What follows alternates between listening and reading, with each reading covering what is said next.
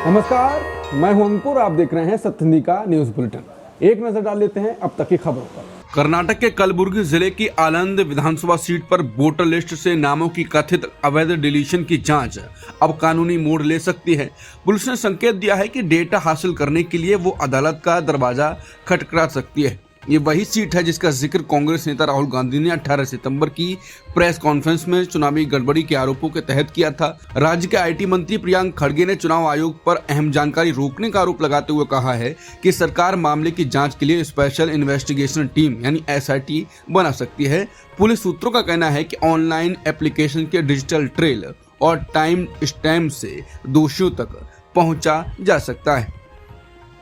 Britain के PM कियर Starmer अगले महीने अक्टूबर 7 से 9 के बीच मुंबई में होने वाले ग्लोबल फिनटेक फेस्ट में शामिल होने के लिए भारत आ सकते हैं। सूत्रों के मुताबिक इस दौरे के दौरान प्रधानमंत्री नरेंद्र मोदी और कियर स्टारमर के बीच शिखर वार्ता होगी। ये यात्रा ऐसे समय हो रही है जब करीब 2 महीने पहले ही पीएम मोदी ब्रिटेन गए थे और वहां भारत ब्रिटेन मुक्त व्यापार समझौते पर हस्ताक्षर हुए थे।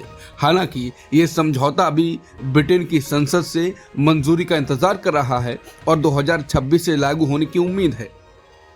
भारत के विदेश मंत्री S जयशंकर ने अमेरिका के विदेश मंत्री मार्को रूबियो से मुलाकात की। ये मुलाकात न्यूयॉर्क के एक होटल में हुई जहां दोनों नेताओं ने रिश्तों को सुधारने पर जोर दिया। भारत और अमेरिका के रिश्ते हाल के दिनों में बिगड़ गए थे, खासकर भारतीय सामान पर 50% टैरिफ और H-1B वीजा फीस में बढ़ोतरी के कारण। इसी के बीच दोनों देशों के बीच व्यापार वार्ता की अगली बैठक की तैयारी भी चल रही है।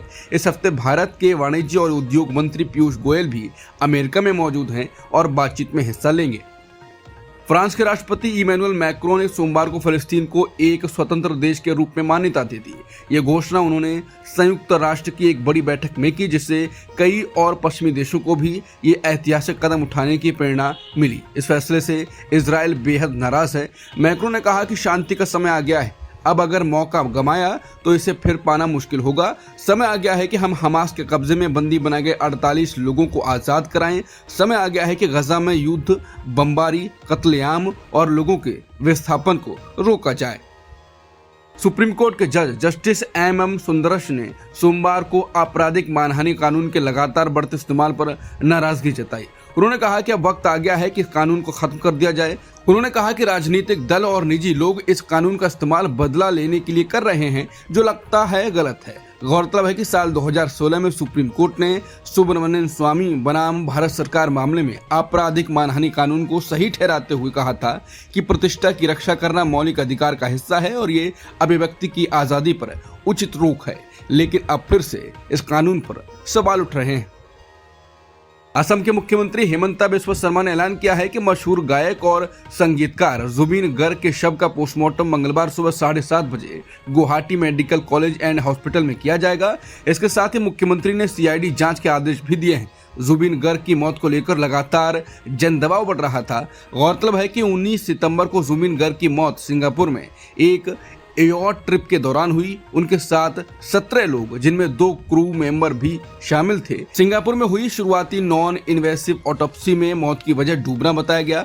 इस बीच असम में कई जगहों पर दर्ज हुई FIR में आयोजक श्याम कानू महांता और गर्ग के मैनेजर सिद्धार्थ शर्मा पर आरोप लगाए गए हैं कि उन्होंने गर्ग को उनकी बीमारी और कमजोर हालत के बावजूद काम और परफॉर्मेंस के लिए मजबूर किया, जिससे उनकी मौत हुई। मुख्यमंत्री ने पुलिस महानिदेशक को सभी FIR को एक साथ जोड़ने और मामले की जांच CID को सौंपने के आदेश दिए हैं।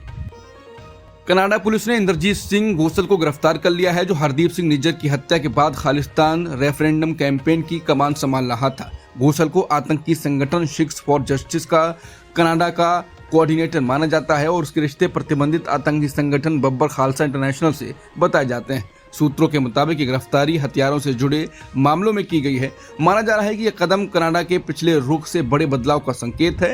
ये कार्रवाई ऐसे समय में हुई है जब पिछले हफ्ते भारत के राष्ट्रीय सुरक्षा सलाहकार अजय डोभाल और कनाडा की सुरक्षा सलाहकार नथाली ड्रॉइन के बीच दिल्ली में अहम बातचीत हुई थी। राजस्थान के भीलवाड़ा जिले में गो तस्करी के शक में एक 35 वर्षीय युवक की पीट कर हत्या कर दी गई। मामला 15 और 16 सितंबर की रात करीब 3 बजे का है। मृतक की पहचान मध्य प्रदेश के मंदसौर के आसिफ बाबू मुल्तानी के रूप में हुई।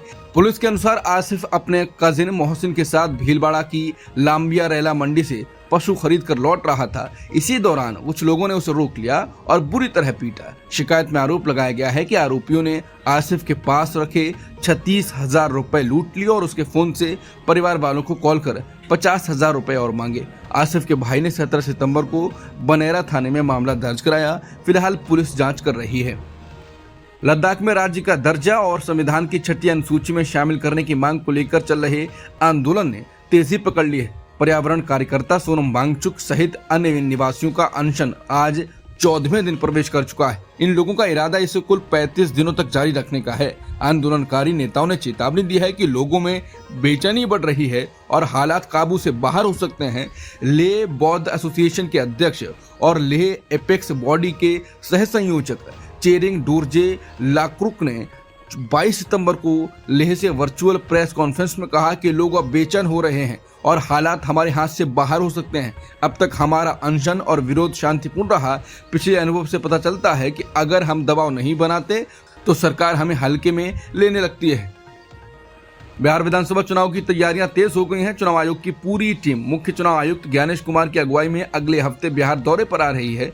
सूत्रों के मुताबिक चुनाव आयोग की तारीखों का ऐलान दशहरा यानी 2 अक्टूबर और दिवाली यानी 19 अक्टूबर के बीच किया जा सकता है।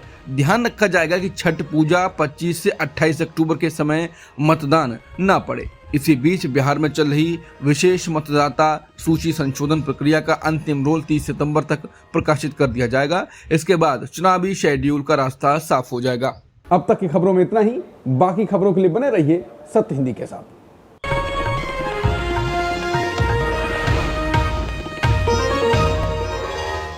Copyright disclaimer under Section 107 of the Copyright Act 1976. Allowance is made for fair use for purposes such as criticism, comment, news reporting, scholarship, and research. Fair use is a use permitted by copyright statute that might otherwise be infringing.